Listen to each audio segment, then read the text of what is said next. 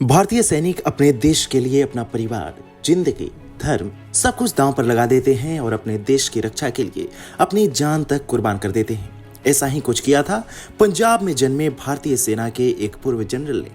उन्होंने कभी अपनी बहादुरी से पाकिस्तानी सेना के लिए मुश्किलें खड़ी की थी, लेकिन बाद में वो पाक प्रोपेगेंडा के हथियार बन गए।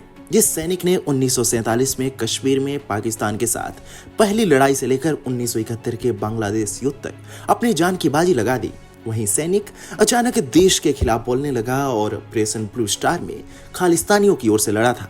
आखिर क्या है पूरी कहानी, जानेंगे इस वीडियो में। उससे पहले यदि आपने अभी तक हमारे चैनल को सब्सक्राइब नहीं किया है तो इसे सब्सक्राइब करें और वीडियो को लाइक करें। बीबीसी की एक रिपोर्ट के अनुसार मेजर जनरल शाबेग सिंह पंजाबी, फारसी, उर्दू, बंगाली और हिंदी समेत 7 भाषाओं के जानकार थे। शाबेग का जन्म पंजाब के ख्याला गांव में हुआ था। क्षमता से भरपूर 5 फीट 8 इंच लंबे शाबेग एक तेज धावक, अच्छे घुड़सवार और फुर्तीले तैराक थे। वो बहुत कुछ बन सकते थे, लेकिन उन्होंने सैनिक बनना चुना। आजादी से पहले उन्होंने ब्रिटिश सेना में नाम कमाया। आजादी के बाद उन्होंने खुद को भारत के लिए समर्पित कर दिया।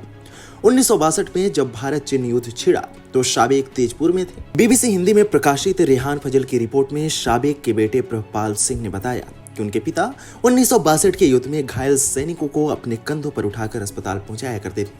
1965 के युद्ध में उन्होंने हाजीपुर में मोर्चा संभाला था। 1971 में जब पूर्वी पाकिस्तान में असंतोष बढ़ा तो सेना प्रमुख सैम मानेकशॉ को शाबेग की याद आई। उन्हें मुक्ति वाहिनी को प्रशिक्षित करने के लिए नागालैंड से खास तौर पर बुलाया गया था। इस दौरान वे अपने परिवार से दूर छिपकर काम करते रहे। सिख धर्म को मानने वाले शाबेग ने काम के लिए बाल भी कटवा लिए थे। पाकिस्तान की हार और बांग्लादेश के विश्व मानचित्र पर उभरने के बाद राष्ट्रपति ने जनरल शाबेग सिंह को परम विशिष्ट सेवा पदक से सम्मानित किया था। 1971 के युद्ध के बाद शाबेग उत्तर प्रदेश के बरेली में तैनात थे। वहीं पर उन्हें कुछ वित्तीय अनियमितताओं के बारे में पता चला, लेकिन जनरल शाबेग कुछ कर पाते उससे पहले ही वरिष्ठ अधिकारियों ने जनरल शाबेग सिंह को रिटायरमेंट से ठीक एक दिन पहले नौकरी से निकाल दिया। इसके साथ ही उन पर भ्रष्टाचार के कई आरोप भी लगे।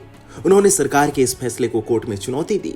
वह केस जीत गए। ऑपरेशन ब्लू स्टार पर किताब लिखने वाले सतीश जैकब का मानना है कि यह निर्णायक मोड़ साबित हुआ और शाबेग ने मानसिक शांति के लिए धर्म की शरण ली, जहां उनकी मुलाकात जरनैल सिंह भिंडरावाले से हुई।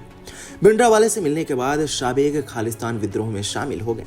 भिंडरावाले के नेतृत्व ने धार्मिक रूप से विभाजित राष्ट्र की बढ़ती मांग को जन्म दिया। इसे खत्म करने के लिए इंदिरा गांधी ने ऑपरेशन ब्लू स्टार शुरू किया।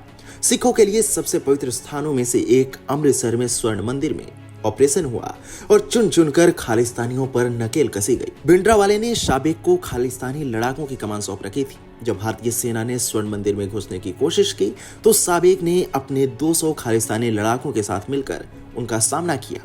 अंततः भिंडरावाले के साथ साथ शाबेग भी मारे गए।